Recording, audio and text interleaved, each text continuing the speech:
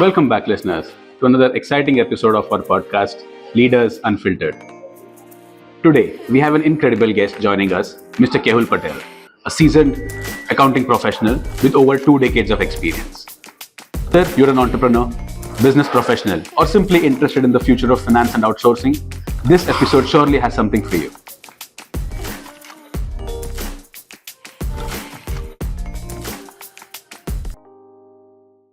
You can just talk a bit about yourself and what inspired you to start .HQ in the first place, and how did you identify the need of an accounting outsourcing firm in the market? So I'm Kehul Patel, founder and director of .HQ. I'm a qualified accountant with 24 years of experience in the accountancy industry. As far as starting with the accountancy outsourcing industry, I've been there for almost 2 decades. So it's not something new for us.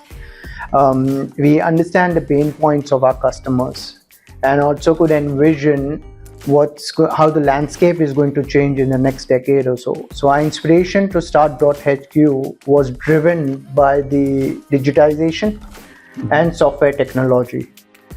Software that is transparent and without compromising security, and services that utilize more cloud-based solutions.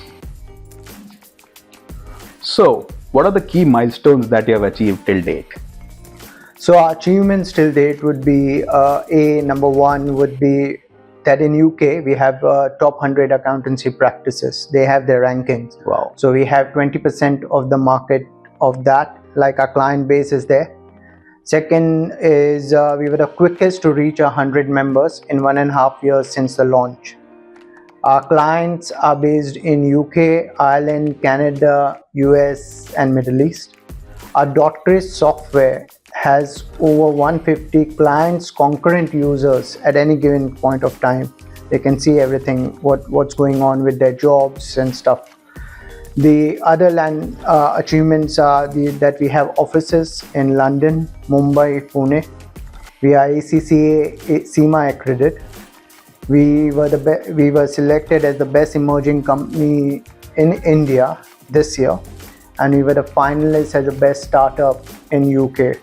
Super. Through our CSR initiatives, we have supported 4 social causes, which is on a continuous basis right from the day when we launched till today. That's great.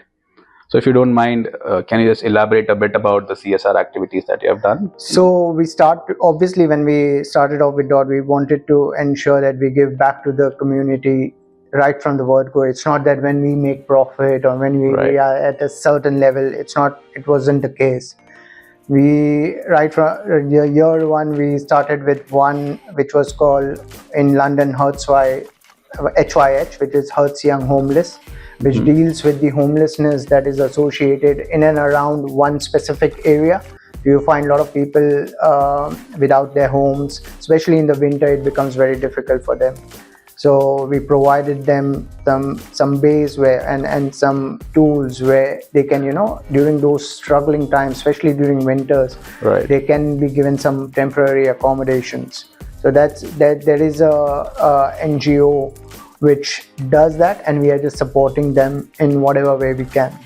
Super. Second was also in India, our first one was to support the tribal children. So 100 kilometers away from Mumbai, we went to the tribal village area where there are kids who wants to study but they don't have the accessories. Like we provide them with study equipments for the entire curriculum, which is a year.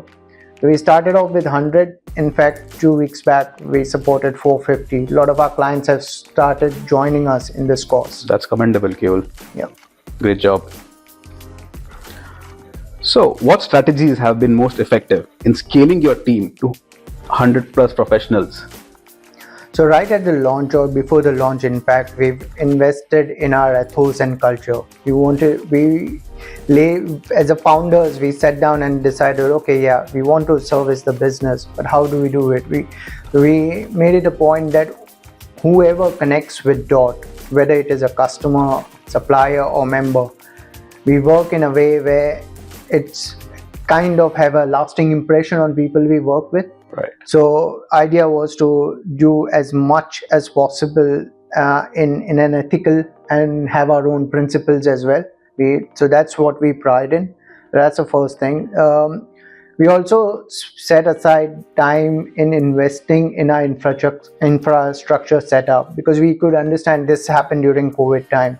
So it was important for us to be flexible in our work, the way we work, have a hybrid work environment. So for example, if God forbid something happens like COVID, we are quickly able to switch from either office to home or home to office, without thinking, how we are going to manage that. So that's the whole thing which helps. The third, obviously, is our training program. Training is continuous, because as we grow, there are a lot of tax regimes, different areas of clients, countries, so we have to keep updating ourselves, train and retrain our members. So that's something which we thoroughly invested in. That I'm sure is a bit of a task as well, right? It is, because you have to every year something changes. There are right. 90% would remain the same, but you still have to 10%. We have to kind of go back to our team and do the retraining. For example, right. Data security. That's a important part of training for us. Then we kind of have assigned the responsibilities to our members. We've empowered them to take their own decisions. Don't be afraid, irrespective whatever, and take ownership. If something goes wrong, you have to take ownership of it. So once you empower them, delegate the task, and go ask them to take their own decisions, they feel more valued. Right. And they think, okay, the company has given me the liberty to do whatever I have to do. Yes, you have to follow the process, but achieve the results, their way. And whatever the success, it's your success, and for the company as well. Along it with, over the period of, we are in our 4th year, we have kind of given as much importance to our rewards and recognition programs. Every year we try and bring in some change as we grow along, with our member of staff. Today we are 150 plus, in fact. Great. So, we have to keep our teams kind of entertained and reward them of their hard work. I think at DOT, we call our team members rather than employees or staff, right? Because we do consider each and every one as an integral part of our organization. That's great. So just to understand, Kehul, how is it that, if I want to, if you want to name the top 3 priorities for employee retention, what would be the top 3 that you would be valuing the most? I think first is to be open, have an open door policy. We do have. If something is not right, irrespective, you're done through all the training, and so open door policy helps, because if someone is not happy, you need to ask. Right. You need, and the person doesn't have to be reluctant in even approaching the line managers, or even for us as a founders, we say, and this is given at the time of induction, if you have any problem, if you have unheard of, last resort, you have founders. We are there to listen to you. But that's first thing. Second is make a good work-life balance. So as I mentioned, we have a hybrid environment. If a family member, we do have issues. Family member is unwell, I have this and that. So we allow them to work from home, because we've taken care of the security. So that flexibility is there. And third is, rewards and recognition is what, because ultimately everyone works hard, but it's a timely recognition of whatever the hard work. Say, we get a feedback from a client. In fact, this year onwards, we've started giving badges, so there is a good recommendation from client, and creating that environment that your efforts are being recognized. That's something which helps in, arresting, or I would say, the attrition, which is a big concern in our industry. Perfect.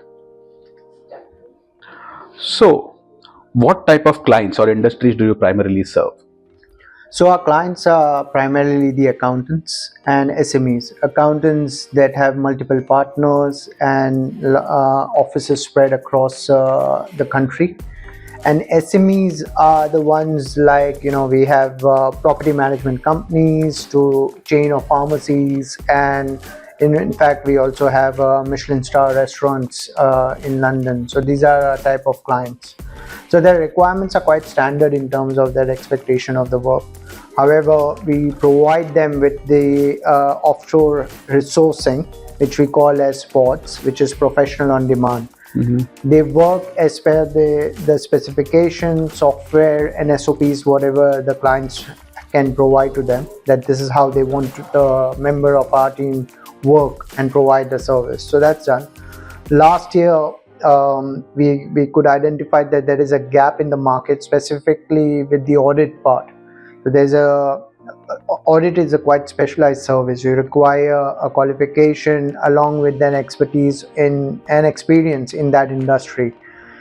So there was a shortfall in UK, and we went with providing audit pods. We went a step ahead and whereby we asked our clients to pick a member of from our talent pool, and if they are happy, then they can start working as per their own requirements. So the clients are like, okay, we'll pick the member and we'll train them the way we want them to work. So it's like member of their team sitting in our office. Oh, that's really an interesting concept. What role does technology play in your business operations, and which tools or platforms have been most impactful? So technology plays a very important part in DOT. It's pivotal. Our T stands for technology in that DOT. From our service offering to communication to our workflow management system to internal processes, we try and maximize use of technology. The tools that we primarily continue to use is the O365, G Suites, Slack, Acrobat Professional. But the one which is more important and used by everyone at DOT, especially our members, is .Chris software, which is our own customized ERP solution that we have developed over a period of 3 years. .Chris, in fact, has been very instrumental in our growth. Our clients can track the information they want to see. They can figure out the jobs that are going to be completed on time, and they can have an open communication with our members through this channel. .Chris, in fact, has module which is more related to HR, the trainings, the invoicing, multiple reports, and dashboard function. We as a founders, when we need any information, we just have to quickly log in, and all the relevant information is available at a click of a button. So this is an interesting one. Can you share a challenging client engagement where the .HQ delivered exceptional results, and what lessons were learned? So 6 months after the DOT launch, we received an inquiry from a new client based in Canada, and that's what through word of mouth referral. This was classic case of chicken and egg situation, because the client who came up with an inquiry never tried outsourcing before. For DOT, it was like we had a limited amount of experience in Canada, but this was different. The expectation was different. So after much persuasion and deliberations, the client finally agreed to do a trial with us. This was purely based on the reputation of the founders in the market. So we were given a task of completing 20 compilations and tax return in 2 weeks trial. They provided us training on day one, and then we had to quickly pick up from where they left. So we picked up few members from our team and created a different team and gave them roles where the team was split into doers, checkers, and research. The result was very good, whereby we could complete the trials on time and as per the client's expectation. But what we didn't expect, and that followed, was a massive 500 odd tax returns that they wanted us to do in 6 weeks. Oh, wow, that's commendable. And for that, our team worked over weekends, long hours, but were very committed. Result was that we delivered everything on time with 99.5% accuracy. Superb. This was the first year. 2024 is our third year, and we've done 800 in 6 weeks. So our relations with the client has gone strength to strength, and in fact, we have 5 pods working round the clock, for them. The lessons that we learned was, one, honesty. We were very honest and upfront. We had limited amount of experience, and client took that as yes, they are honest about it. But we were very committed to deliver and to the client. Second was our team, with clear demarcation of role. The common objective was to succeed. Right. So everyone put in their best effort. Third is it opened up a new avenue for us. So this was Canada. A new market. One client success led to another, and we have now few more clients who are working with us in this new market. Superb. What emerging trends in accounting outsourcing do you foresee? And how is the .HQ preparing for these changes? So account outsourcing has undergone a tremendous change on a positive note.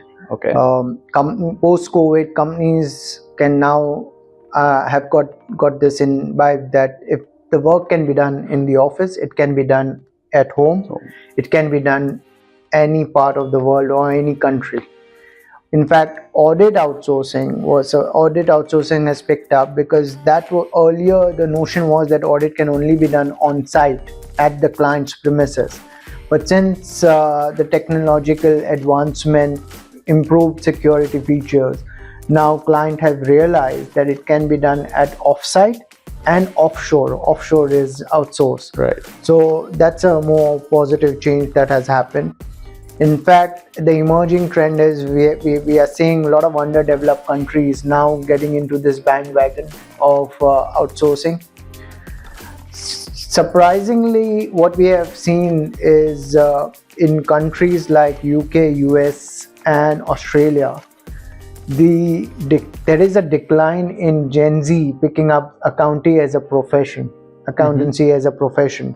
So we can see a massive gap of demand and supply in those countries, but that means it's an opportunity for us to capitalize on it. So at DOT, we are constantly trying to improve our services qualities and also work on our softwares and technology that can help in providing clients what they are looking for.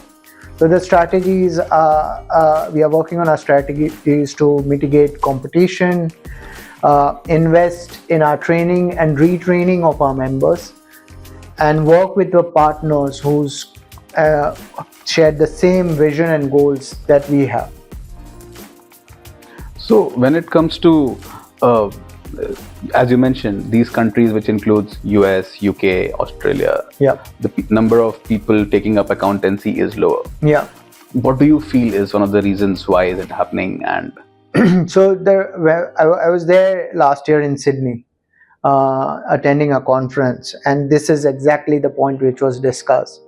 And so the research that has come out is Gen Z is looking accountancy as a more introvert kind of profession, whereas they can have a better options, especially in the finance. So let's say an investment banker, right, who or a share trader, and all those. They find that more lucrative, and that gives them better recognition than accountants. Obviously, one of the facts which I've also mentioned it to ACCA and SEMA as well, it is how we are portraying accountants. You Google it, you will come across an accountant who's like number crunching. Right. So for Gen Z, that is a demoralizing. Anyway, you see that picture, it's already a demoralizing picture. Whereas if you try an investment banker, he's with the flashy cars and suits and everything. So that kind of, Gen Zs are more in for it. They are anyway after more money and quicker money. So that is where we have seen the decline in this country. Also, one of the factors is the cost of living in all those countries have gone pretty up. High. Yeah. So the profession is seeing a decline. Also, the companies and the firms were not putting up the wages to that extent, because post-COVID, everyone was struggling. So this is the difference, what I think. That's an interesting point, wherein you mentioned you want to change the perception about people in the accounts field, right? Interesting. So, what are the long and short term vision for .pro? So let me start with the short term. The first thing which we want to achieve is establish ourselves in North American countries and firmly, because we see a massive opportunity there. Right. Second would be also our traditional market, which is the UK. We want to have our clients, especially in the top 100 firms, from making it a presence fell from 20 to 25% of the share which we would like to cover. Our staff, I would like to ensure have that positive mindset that in a year we'll be able to reach 200 from 150 where it is currently. For a much awaited broadcast software which has been under development for last 3 years and I'm overseeing it, we would like to launch that. Also improve our EBITDA to at least 30%. So that's our short-term goals. Long-term goals is look into the new countries, Australia, New Zealand and Singapore, because we do identify there is a massive opportunity there. Expand into the Gulf countries, especially the Middle East, which is like Dubai, Saudi Arabia, and Abu Dhabi as well. That's kind of picking up on outsourcing, and there are different changes which is being put forth by the governments there. We would definitely like to have offices across Pan India. That's our long term. And within 4 to 5 years have 400 to 400 staff at least. So, Mr. Kehul, you have been an entrepreneur for more than 20 years now, right? So, what would be your recommendation for somebody who's planning to be an entrepreneur, or who's in their initial stages of entrepreneurship? So just one thing, my journey of entrepreneur started in last 4 years. Earlier, I was again working for someone, but there was this time, when you gain a lot of experience, and there's a hunger in you which says I don't want to continue this way. So that's when the real entrepreneur kind of awakes you up. Right. So for me, it was before when we started working on Dot. So what I would say to the budding entrepreneurs is that if you have a desire to succeed, at least try and ensure you have the experience in your CVs as well, or you have gone through that exercise of what you want to achieve. Identify the gap. Right. But the moment you identify the gap in the market and you see that you can provide a solution to it, that itself is a start of your journey towards entrepreneur. How you do it, there are many ways and means to achieve it, but the main key area is identifying the gap in the market, the need of what you want to provide as a service or maybe a product. Whatever it may be, it's that element. And believe me, it's not an easy journey.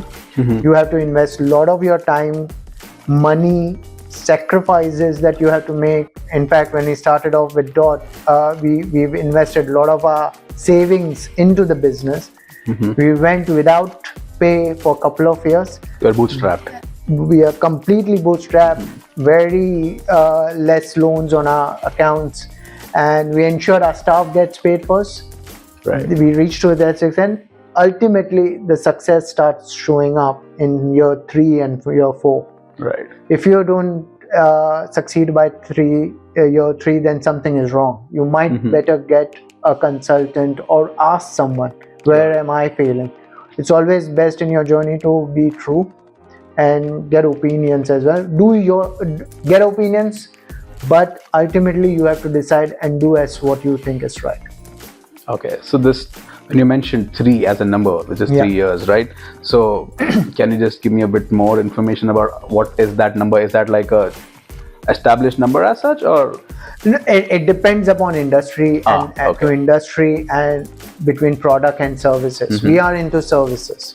So product can take more time as well, because with product you have to manufacture, then go through a quality process, then you have to do marketing, then the order starts picking up. There's a lot of capex that goes in building up your inventory. Whereas with services, we never had to build inventory. Yes, we do carry 4-5 buffer staff, and we have to pay them. But it's like a Kaizen kind of mindset when it comes to services. Whereas when it comes to the product, it's different. So for us, it was 3 years. For some, it may be 4 to 5 years. Anything beyond 5 is I wouldn't recommend. Perfect. So what would be your suggestion for somebody who's an undergrad and planning to take up accountancy as a career? So India, the accountancy profession was always looked at more labor intensive and more. When we say labor intensive, there's a lot of hard work that goes in. When I say labor, it's not manual labor. Right. There's a lot of mental toughness you require to crack traditionally known as CA. However, in India, the landscape is changing. There are a few good or internationally recognized accountancy bodies that have come in, like ACCA, CIMA. So you have a various career option, not to pick CA as in CA only. You have other options as well. So what has happened in last, I would say, a decade or so, before that, the number of pass percentage at CA was very dismal. Right. Because they wanted to control more demand and supply situation. But since outsourcing has been coming into India, especially with this accountancy field, there is more opportunity for accountants. So you can also do an ACCA, you can do CIMA, you can do a CA, and there is a lot of opportunity. Earlier, the CA was looked as more internal role that wouldn't get a limelight, but now even the CAs are doing, like going ahead, offering advisory services as well. So, I'm a Gujarati as well, and we understand numbers right from when we start our schooling. So we are very good with the numbers. But what I think is accountancy profession will always remain. You cannot see a stage where it will be a situation where there will be no work. Accountancy profession will always have work. As long as the companies are there, you will have work. So it is an career option, and in India people are doing it.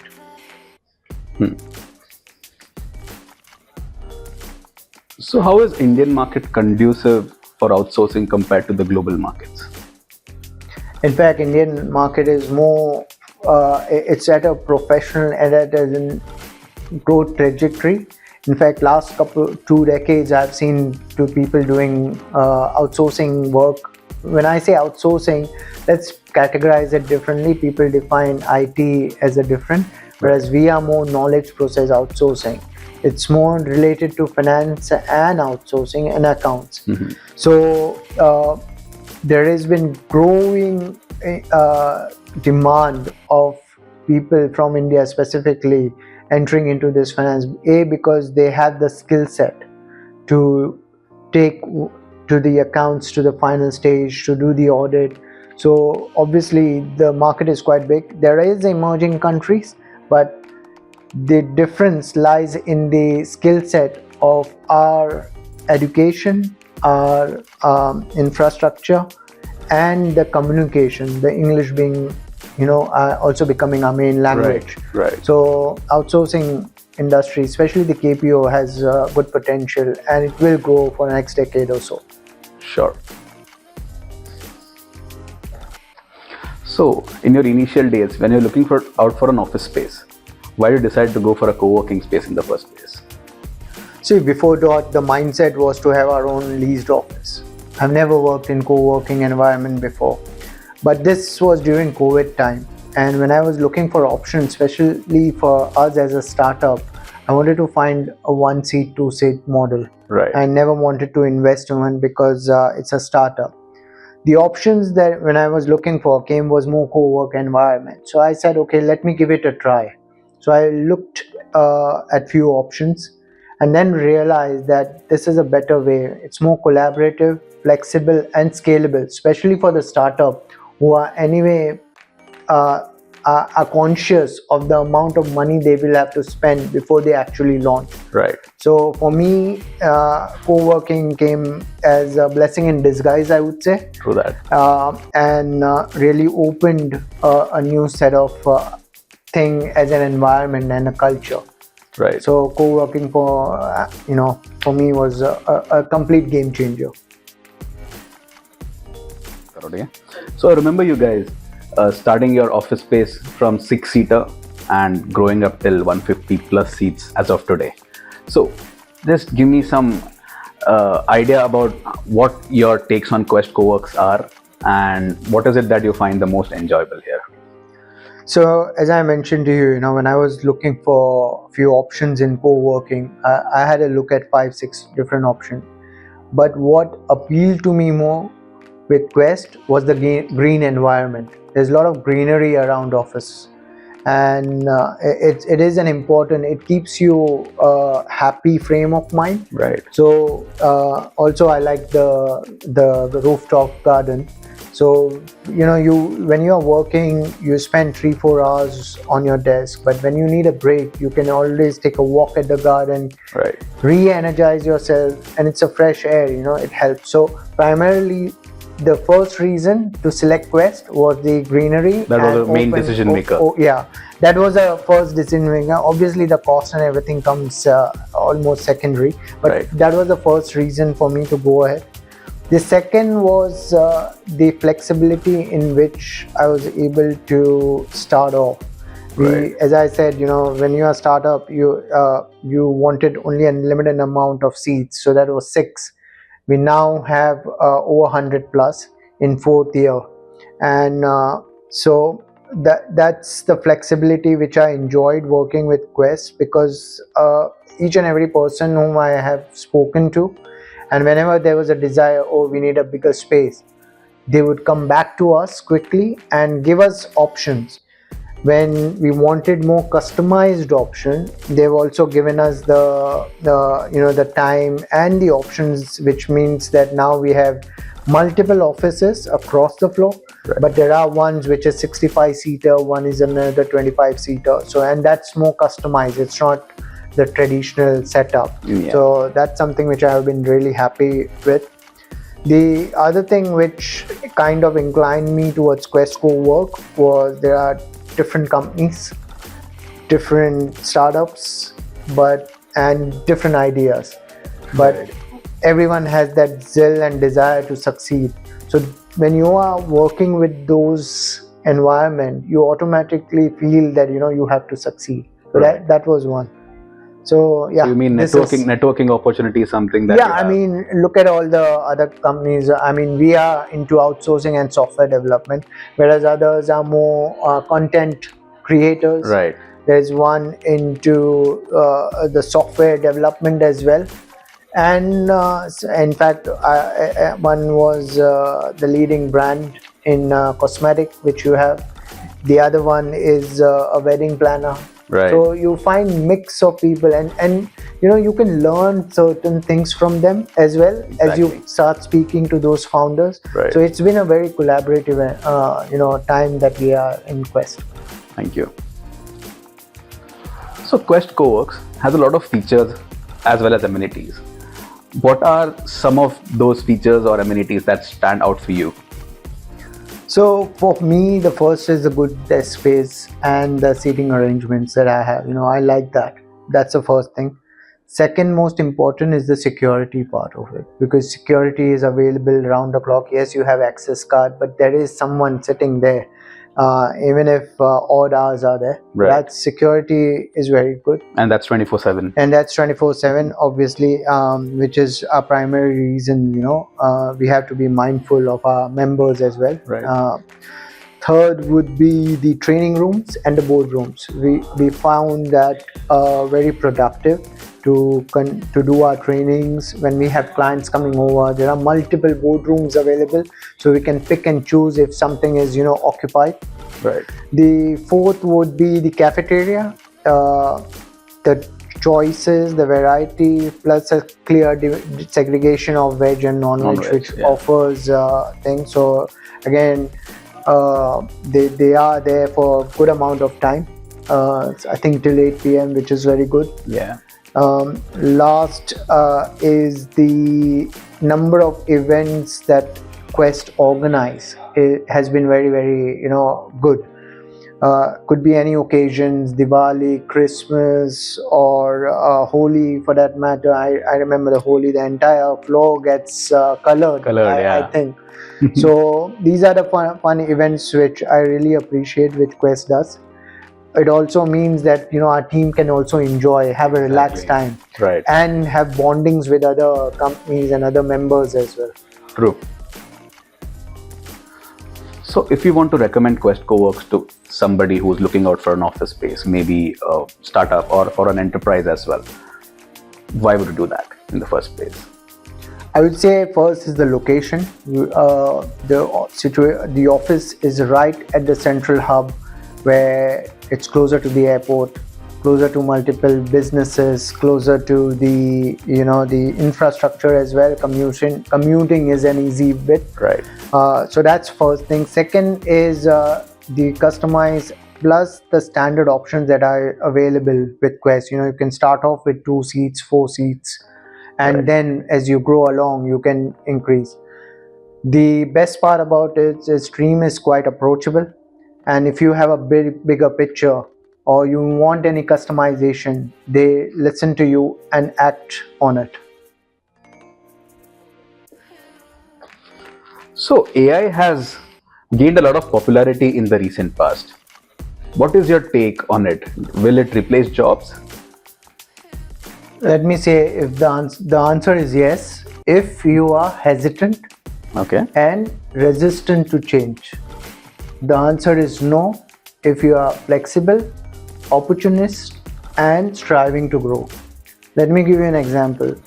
So when computers came in our life, a lot of manual work changed. Let's take an example. You had staff in and out records we used to maintain in a registrar or a book. Right. Has been replaced with the access card and biometrics. If you take computers in our industry, which is accounts, earlier we would prepare financial statements on paper. Right. Which was a hassle. That moved to Excel and Word, and then moved to software with IXBRL tagging. That means you don't have to do anything physically. It just connects and your accounts are filed. Right. So computer didn't take away any jobs. It created massive opportunities. Right. Think about it 40 years back, how you used to work to where it is today. Similarly with AI, that's okay. Similarly with AI, we have to give it a try. We have to change, because what it does is it kinds of eliminates a lot of mundane tasks that you do, the repetitive ones, and come up with a better, faster, and what we say more effective. Correct. So if you are spending 3-4 hours doing certain things, it will minimize to half an hour or 1 hour. Right. However, the role of AI is instrumental, because again, it's all about machine learnings, and what you key in is what you're going to get. Right. The important thing is to authenticate what you are getting out and checks for plagiarism. Right. Because AI is here to stay, but you have to keep a check. Perfect. So in what ways are you using artificial intelligence in your company, .pro? So we use AI for content, market study, presentations, analysis, and also for the statistics. This helps us because when we are doing our own research and we are learning, it kind of gives you the trend of where the market is moving and what you have to do. In our day-to-day work environment, especially with our software, AI is definitely helping. We are using tools which automates our invoice processing. For example, if we have an invoice from one supplier in first month and we again get the same supplier invoice in the second month, it just simply posts. because the narratives are same, the supplier is same. Right. The only thing is we need to validate. We don't have to enter The details. everything again. Right. When it knows, okay, it's from the same supplier. So that's the beauty of using AI. The productivity goes up Yes. because of this, right? Yeah. Yes. So can you list some of the AI tools that you have been currently using in your business? So the common ones are ChatGPT, Gemini, Grammarly, Adobe 24, and Groupify for some comparison, Groupify AI for comparison. The specific ones that we use is Canva for our marketing materials, the HubDoc for our invoice processing, the Fireflies for the notes, and GitHub for our software codes, and Carbon for our clients' checks and work progressions. Wow, that's quite a lot of tools that you've already been using. Yeah, we have to, because if we are calling digital outsourcing technology Right. we have to ensure that we live up to the technology. Yeah, perfect.